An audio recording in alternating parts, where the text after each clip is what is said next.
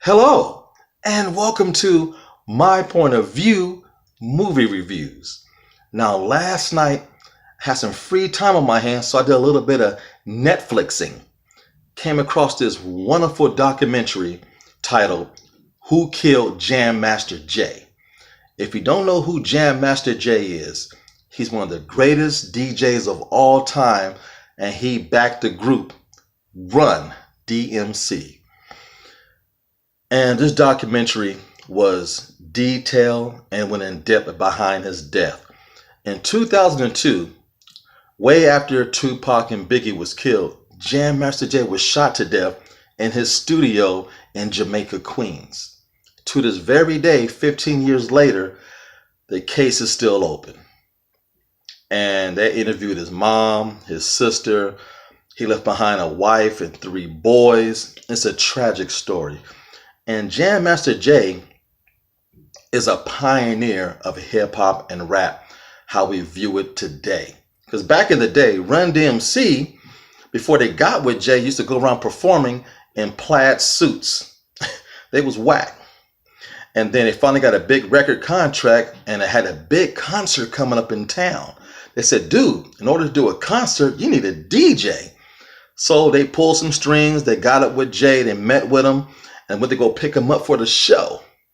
Man comes walking downstairs wearing, boom, a black fedora, Adidas sweatsuit with the 3 stripes, turtle shoes, turtle shell Adidas with no shoestrings, and that was his outfit.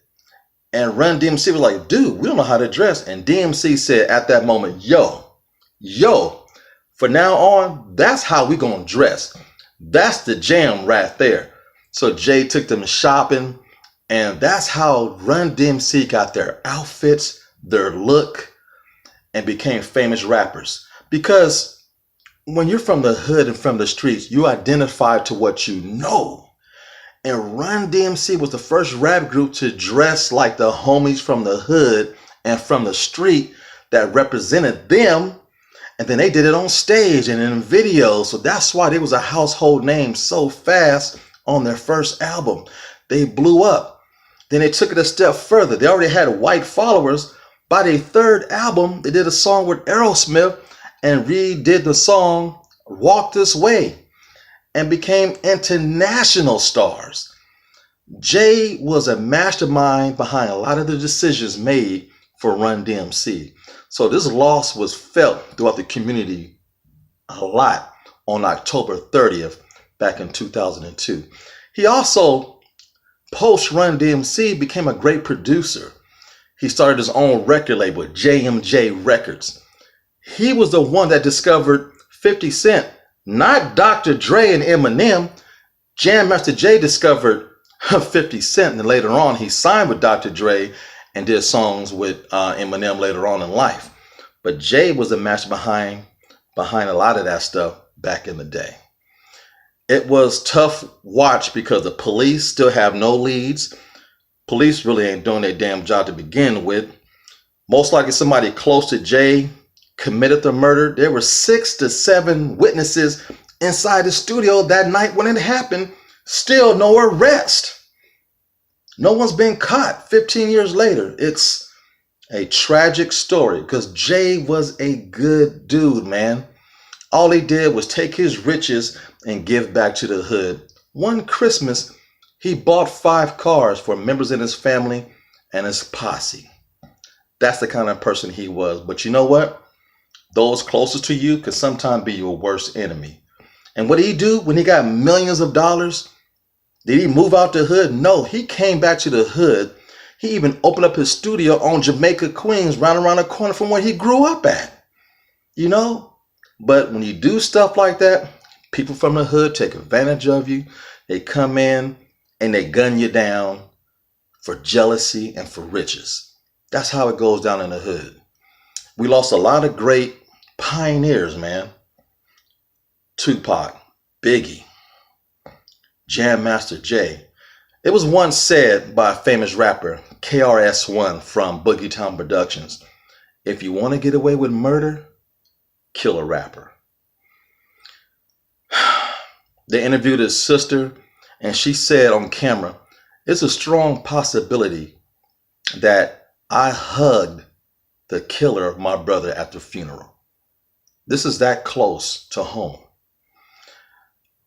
Chuck D of Public Enemy, when the news broke out, when DMC showed up on the scene to go check on his boy Jay, Chuck D was there bawling like a child. That's how he knew it was real. This man touched the whole community of hip hop. You know, DJs back then really didn't have a say-so in the show. They stood your ass back there behind the turntables and mixed and scratched.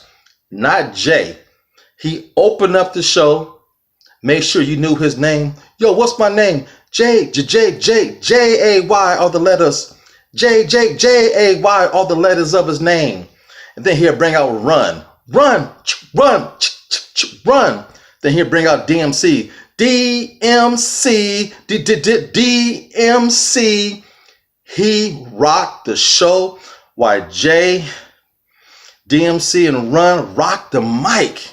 They was the best trio of all time. They was compared to the Beatles. That's how great Run DMC was. So with a heavy heart, I hope they find the man's killer so his family would have some kind of recovery from all this hurt and pain. The mother of Jam Master Jay just said, "Look, I wanted to see the killer and look him or her in their eyes. They don't have to say anything. I just want to look at them and wonder why they killed my son, took him from us." With a heavy heart, guys, check it out. It's a great watch. I love documentaries because they're deep and they get down to the raw truth of what's going on in the world. With that, I say, yo, it's just my point of view.